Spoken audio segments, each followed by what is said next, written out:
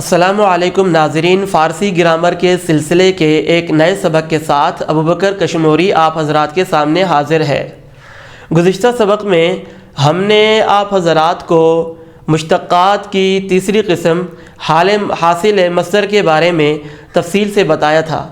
حاصل مصدر کی تعریف اور اس کے بنانے کا طریقہ اور اہل زبان اس کو کس طرح استعمال کرتے ہیں، وہ سبق اگر آپ حضرات نے مس کر دیا ہے تو نیچے ڈسکرپشن میں لنک موجود ہے، آپ وہاں جا کے دیکھ سکتے ہیں۔ آج ہم مشتقات میں سے چوتھا مشتق یعنی اس میں ظرف پڑھنے جا رہے ہیں، تو آئیے شروع کرتے ہیں۔ اس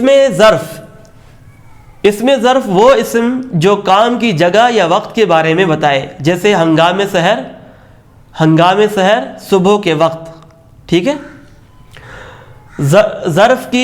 اس میں ظرف کی پھر دو قسمیں ہیں، ظرف زمان اور ظرف مکان۔ ظرف زمان وہ اس میں ظرف جو کام کے ہونے کا وقت بتائے، ٹھیک ہے، کام کے ہونے کا وقت بتائے، جیسے ہنگام سحر صبح کا وقت۔ ہم نے آپ کو گزشتہ سبقوں میں بتایا تھا، جیسے اس میں فاعل اور اس میں مفعول قیاسی، اسی طرح حاصل مصدر، ان کے بنانے کا کوئی مستقل طریقہ نہیں تھا، بلکہ اہل زبان اسے جس طرح استعمال کرتے ہیں ہم بھی ویسے ہی استعمال کریں گے۔ بالکل اسی طرح ظرف زمان بنانے کا بھی کوئی قاعدہ نہیں ہے، بلکہ اہل زبان اسے مختلف طریقے سے استعمال کرتے ہیں اور یہ مختلف طریقے سے بنایا جاتا ہے۔ اسماء وقتیہ جیسے صبح و شام اور سحر و چاشت وغیرہ کے آخر میں گاہ، گہ، گاہان اور الف نون بڑھاتے ہیں اور شروع میں لفظ ہنگام لگاتے ہیں، جیسے صبح گاہ صبح کے وقت، سحر گاہ سحر کے وقت، سحری کے وقت یا صبح کے وقت، شام گاہان شام کے وقت، بامدادان یہ بھی صبح کے وقت میں آتا ہے، معنی میں بامداد صبح کے وقت میں آتا ہے۔ یہاں دیکھیں الف نون زائدتان ہے، یہ صبح کے بعد گاہ لگا دیا، گاہ، گہ اور گاہان، اور شروع میں ہنگام بڑھاتے ہیں۔ ظرف مکان اور ظرف زمان کی تعریف میں صرف وقت اور جگہ کا فرق ہے، یعنی ظرف مکان کی تعریف وہی ہے، وہ اس میں ظرف جو کام کے ہونے کی جگہ بتائے، ٹھیک ہے، یہ وقت کی جگہ آپ نے جگہ لکھنا ہے۔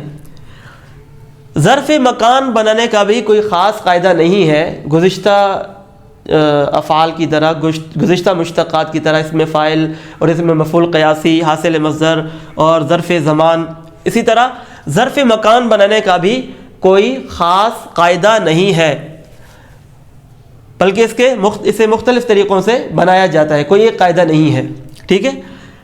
کبھی اسم یا مصدر کے آخر میں گاہ لگا کر ظرف مکان بناتے ہیں، جیسے اسم ہے عید، اس کے آخر میں گاہ لگا دیا، عید گاہ ہو گیا، اور مصدر ہے خفتن، اس کے آخر میں گاہ لگا دیا، خفتن گاہ یعنی سونے کی جگہ۔ کبھی اسم کے آخر میں مندرجہ ذیل الفاظ بڑھا کر ظرف مکان بنا دیا جاتا ہے، اسم کے آخر میں یہ الفاظ بڑھائیں گے تو وہ ظرف مکان بن جائے گا۔ ہم نے آسانی کے لیے یہ نقشہ بنا دیا ہے تاکہ آپ کو سمجھنے میں آسانی ہو۔ یہ دیکھیں، یہ اسم ہے، یہ وہ اضافہ، وہ جو لفظ بڑھاتے ہیں اس کو ہم نے اضافہ سے تعبیر کیا ہے، اضافہ، اور پھر وہ جو ہمیں حاصل ہوگا ظرف مکان۔ اسی طرح جیسے گل کے آخر میں ستاں لگا دو، ستاں، تو یہ بن جائے گا گلستان۔ اسی طرح پاکستان، پاک کے آخر میں ستان لگانے سے پاکستان بھی فارسی کا لفظ ہے، اور کار کے آخر میں خانہ لگا دو، کارخانہ یعنی کام کرنے کی جگہ۔ حرم سرائے، سنگ لاخ، حیدر کے بعد آباد لگا دیں، ٹھیک ہے۔ میں کدا، میں کہتے ہیں شراب کو، میں کدا شراب کی جگہ، شراب خانہ۔ کوہ سار، دریا بار، لالا زار، عطر دان، ٹھیک ہے، عطر داں۔ تو اسم کے شروع میں یہ لفظ الفاظ بڑھانے سے ظرف مکان حاصل ہو جاتا ہے۔ کبھی اسم سے پہلے لفظ جائے لگاتے ہیں، ٹھیک ہے، جائے جائے نماز. اور کبھی امر سے پہلے کوئی اسم لگاتے ہیں، جیسے امر ہے خیز، اس سے پہلے اسم لگا دیا تو یہ بن گیا زرخیز. یہ تھا ہمارا آج کا سبق.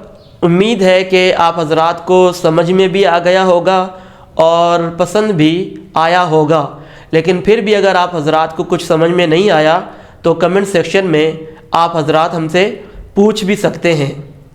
اگلی نشست میں ہم انشاءاللہ 5واں مشتق یعنی اسم اعلیٰ کے بارے میں آپ حضرات کو تفصیل سے بتائیں گے. آپ حضرات ہمارے اس چینل کو سبسکرائب کریں تاکہ ہمارا ہر نیا سبق بر وقت آپ حضرات تک پہنچ سکے. اپنا ڈھیر سارا خیال رکھیے گا.